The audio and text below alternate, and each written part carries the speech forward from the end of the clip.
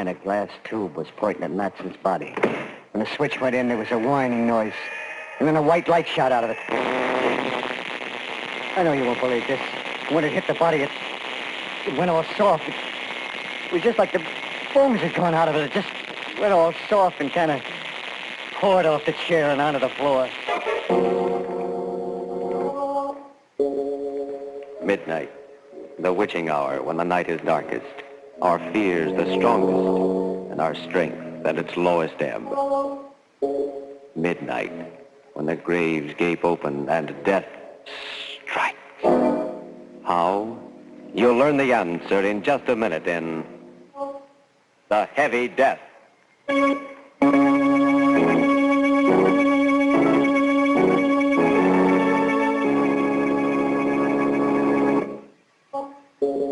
And now, Murder at Midnight. Tales of mystery and terror by radio's Masters of the Macabre. Our story, written by Robert Newman, is a weird and fantastic nightmare called The Heavy Death.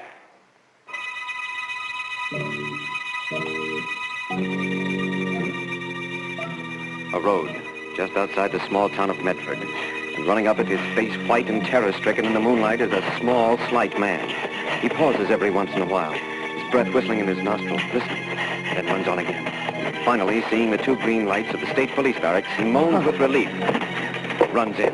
Oh, thank God there's somebody here. I was afraid. Look, officer, you gotta get me away from here fast. Yeah, just a minute, Mac. Take it easy. No, easy. He'll be here any minute, coming after me. I gotta get away, I tell you. And I'm telling you to take it easy. Just wait till I get through talking to Dr. Carden Dr. here. Carden? Are you Dr. Carden lives in the big white house near the river? Why, yes. Well, then you can tell him it's true. Otherwise, he won't believe me. Nobody will. It was you who swiped the big glass thing from your laboratory. My Geiger counter? You stole it? Well, he made me do it. Oh, now, whoa. It's getting interesting. That's why Dr. Carden's here. You know anything about his assistant? Young chap named Matson? Yeah. He's dead. He killed him. Matson? Matson dead? And maybe you better start from the beginning. Tell us the whole story. Yeah, but I did it at the right time. He'd be coming after me and... Oh, okay. Like I said, you won't believe it. My name's Sullivan. They call me Shill because I'm a come-on with Bryant's Giant Carnival. Weight guessing is my racket, but I turn my hand at almost anything, you know, shell game, three-card Monte. Well, we hit town about 10 days ago for a 3-day stand. The first 2 nights was pretty quiet. The third one was when it happened. There was a pretty fair crowd around, and I was warming him up for some weight guessing, with maybe some side bets, when he came up. Okay, folks, okay. Step up, hurry up. And let Foxy Sullivan dish your weight. A Cupid doll is 3 pounds off either way. Now, what do you say, lady? Your weight's not like your age, you know. It always shows. What about you, sir? Guess your weight? Do you really think you can? Do I think? Listen to him, folks. You bet your sweet life, brother. Oh, I have already. The question is, will you bet your sweet life? What? What do you mean? Look, do you want me to guess your weight or not, huh? On the terms I outlined, why, yes. I'll be glad to have you try. Try, says he. Okay, folks, here we go. Now, let's see. A big man, a solid man. Hefty pair of arms on him. I say, 195 pounds. 195. And 3 pounds off either way, and you get a Cupid doll. Now, just sit right down here on the scale. There you are. Hey, what goes on here? You broke my scale. Yes, it only goes up to 350 pounds. 300. What do you got in your pockets? Would you like to look? Nah. No, I don't know how you did it, but more power to you, brother. When I lose, that's pay with a smile. Well, here's your Cupid. Thank you. No, that's not what we bet. What? What do you mean? I think you know what I mean. The carnival closes in about an hour. I'll be waiting.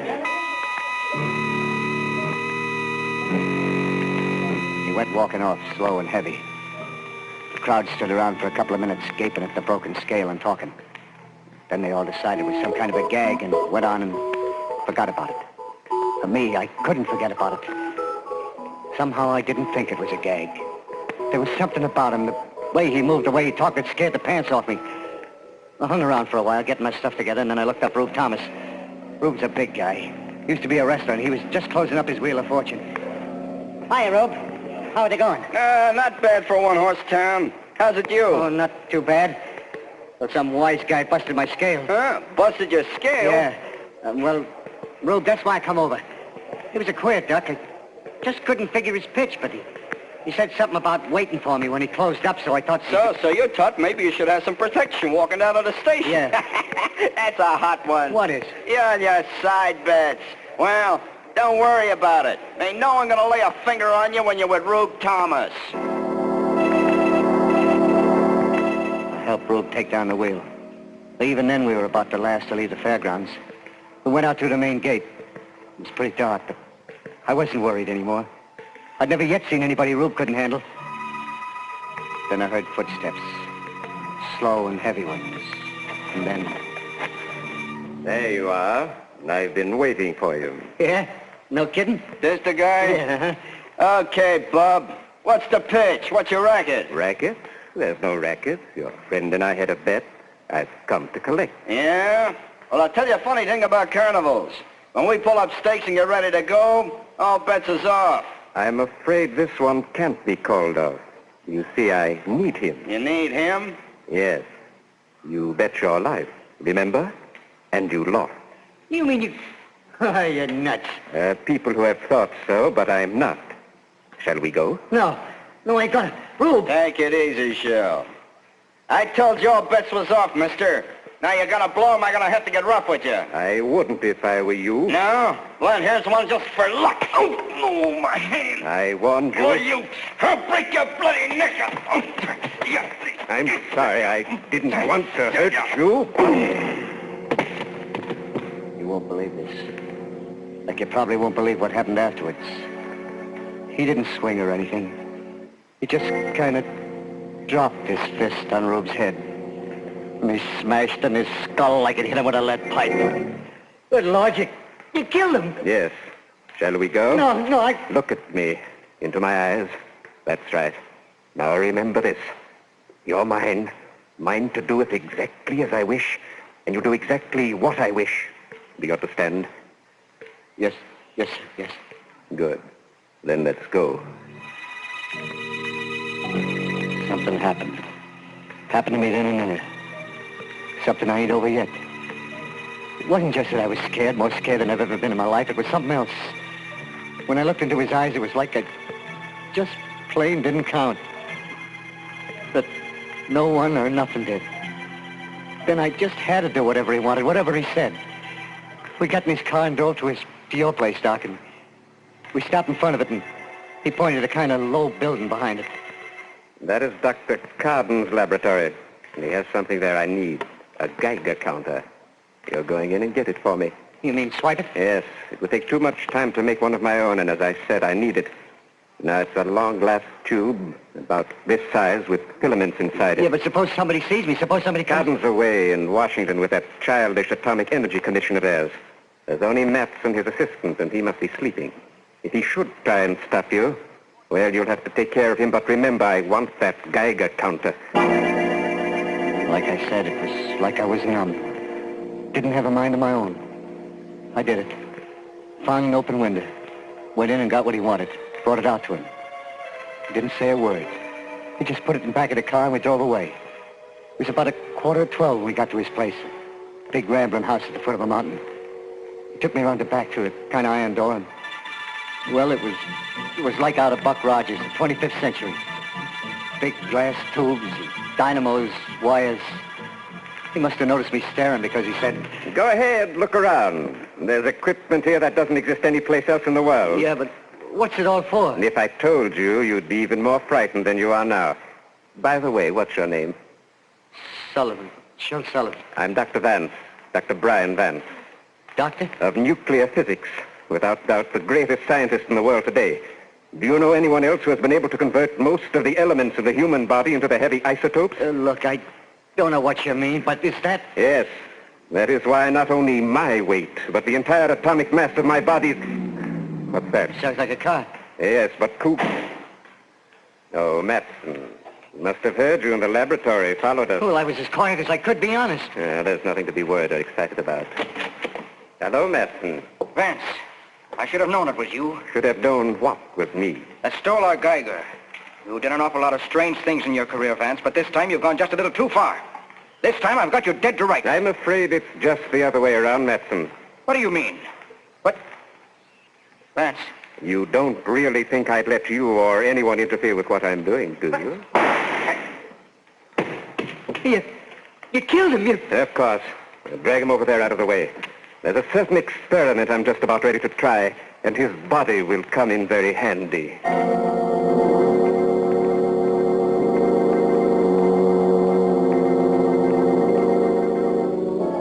With Shil Sullivan staring at him in abject horror, Dr. Vance turns away from the body on the floor, lumbers over to one of his instruments, and begins examining it.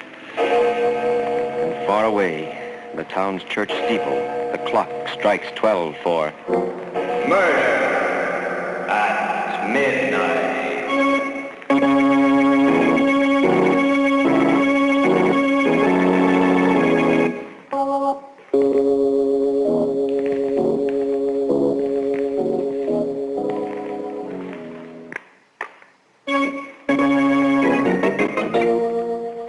And now, back to Murder at Midnight and The Heavy Death.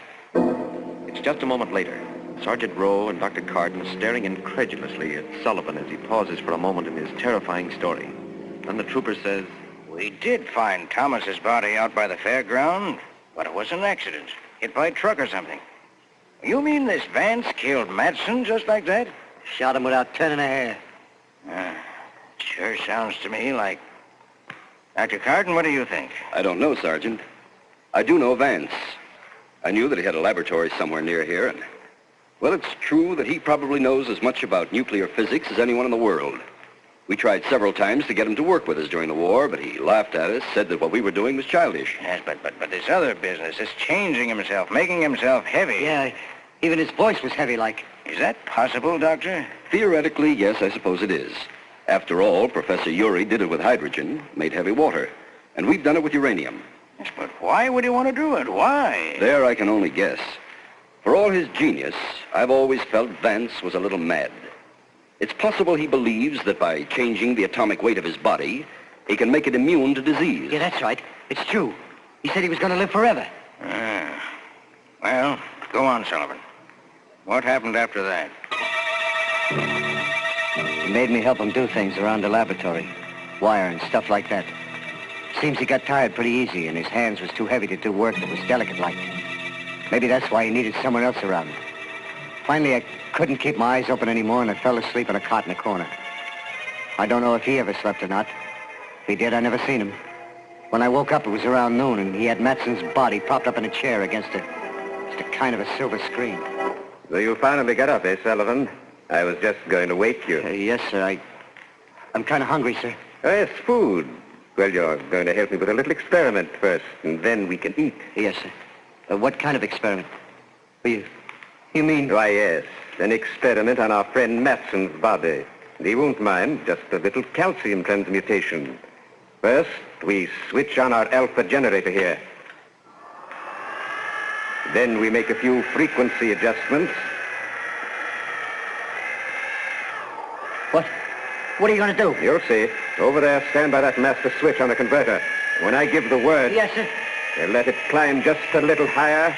A little higher. Now! Oh, look at Lord. No. There's a kind of glass tube pointing at Matson's body. When I threw the switch, a white light shot out of it. I know you won't believe this. When it hit the body, it went all soft. It was like the bones had gone out of it. It just went all soft and kind of poured off the chair onto the floor. I must have fainted or something. When I come to, Vance was standing over me, smiling. Anything the matter, Sullivan? Don't you feel well? Yes, sir, I'm all right.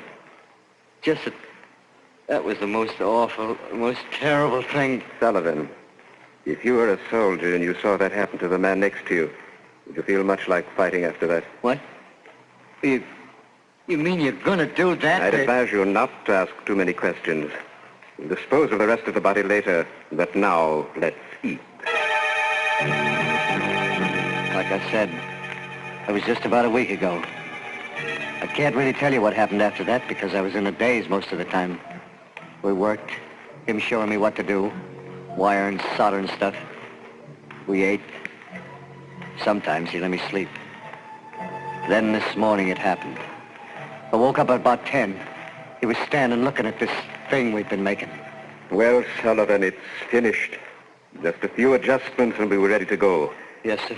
And I'm profoundly grateful to you for your help. I will show you how grateful in a very concrete fashion. You mean you're going to let me go? You're going to let me go? Oh? Really, Sullivan? That's a little foolish, isn't it? Well, I don't know. I just thought... Yeah, I guess it is. Well... Where are you going? Inside to fix some breakfast. No, Sullivan, no food. No food? No, because tonight you're going to enjoy a tremendous experience. One I experienced myself several months ago. And the process is much simpler when the stomach is empty. Process? You mean you're going to make me like you? Heavy? Yes, Sullivan. I told you I was grateful to you and... Oh, no, Doc. No, please, will you? For heaven's sake, You're don't... being rather childish. I'm not going to bother detailing what it will mean to you physiologically, the immunities it will give you. I will merely tell you that we'll do it tonight. Getting changed to become like he was. Heavy as lead. Well, it did something to me. It was like I'd been doped, hypnotized. All that time afraid to do anything to make him mad. Now I was even more scared to stay. I made out like everything was fine, and I waited. I waited and watched. Then about an hour ago, I got my chance. He went into the house to get something. He didn't lock the door. I was out like a shot, grabbed his car and started down the driveway. As I went past the house, I heard a window open. Sullivan, come back! Come back! You'll regret this! You'll regret it!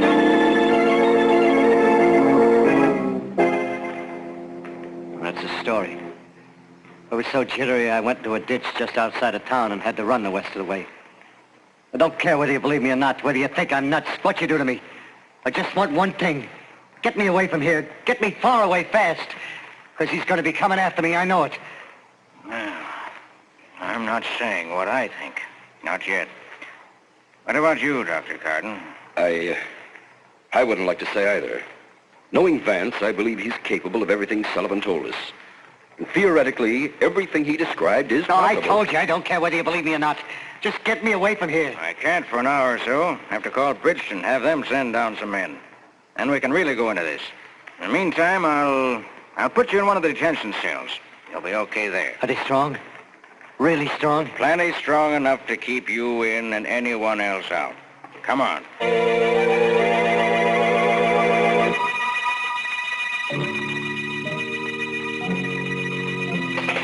Sergeant! Hey, Sarge! Dr. Carden! Ain't it about time? Ain't it? Hey, can't you hear me? Sergeant! Dr. Carden! Oh, gee, Sarge. I was starting to get a little worried. You. Yes, Sullivan. You didn't really think you were going to get away, did you? Oh, what are you going to do? You can't do anything. The cell door is locked. Sniff it. Let's see. Hey, you see, you can't break it down. You can't. It's steel. Yes, Sullivan. But steel can be smashed if it has to be. No. I told you you'd regret running away, didn't I? No. Look, I'll come back. I'll do anything you want. I'm afraid it's too late, Sullivan. No. Too late for anything but this. Dr. Carden. Huh? Did you hear it, too? I'm not sure, but it did sound like... This way, quick. Good Lord. Look at that cell door. Oh, and Sullivan. His skull. Smashed like an eggshell. Well, Sergeant? I guess I must be nuts, too. Look, Doc. He must have just left here. If we wait for the men from Bridgeton, give him time enough to get back to his place, to those blasted ray things of his, there's no telling what he'll do, how many lives he'll cost. But if we leave right now, the two of us, maybe we can get there before him, cut him off. What do you say? You game? I'm game, Sergeant. Let's go.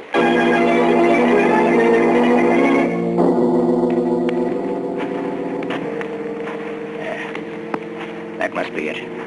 Right ahead. The laboratory's probably around and back. Well, Sergeant, the lights are on. Yeah. Maybe he left them on when he came into town and got Sullivan. Or maybe... No. No, listen. He's back. We're too late. What in heaven's name is that? An electrostatic generator or a cyclotron. Oh, good Lord. Up the mountain there. Look. Great Scott. Looks like a hole or something.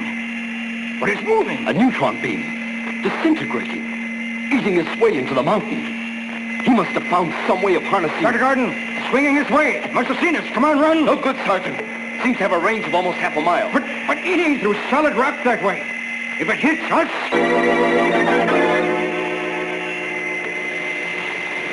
You came to see just what Vance was doing, eh, Gordon? Well, take a good look. The last one you'll ever take at anything. For you shall be the first to... Did you think that you were going to get away with it, Vance? Who's that? Take a look at the Geiger. Gentlemen, it's too much. I gotta cut that down. And what'll happen when you release the load? But I've got to cut it down. Besides, you're Sullivan. Yeah, and it's because I'm dead that you joined me. You can't do it alone. Too heavy. But I've got Too to slow. It climbs any higher. Good Lord, the generator. I've got to cut that down, too.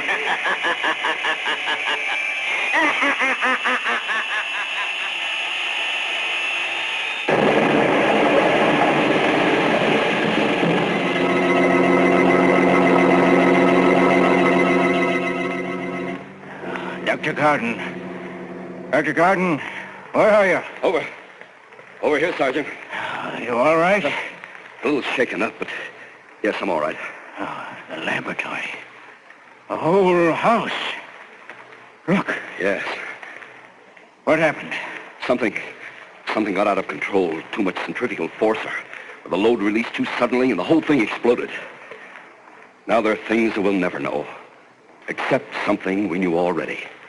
That science can either be man's servant or his master and his doom.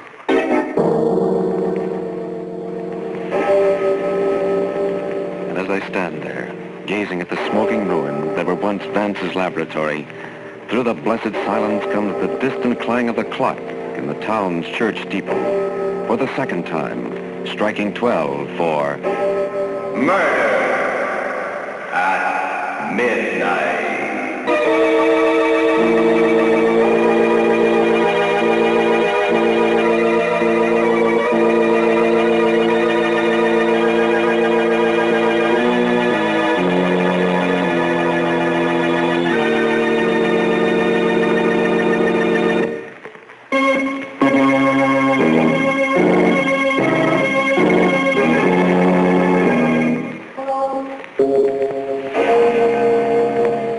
Remember to be with us again when death hovers like a dark cloud and the clocks strike 12 for... Murder at midnight.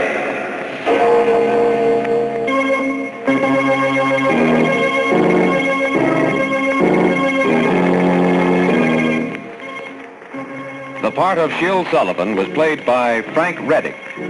With music by Charles Paul, Murder at Midnight was directed by Anton M. Leader.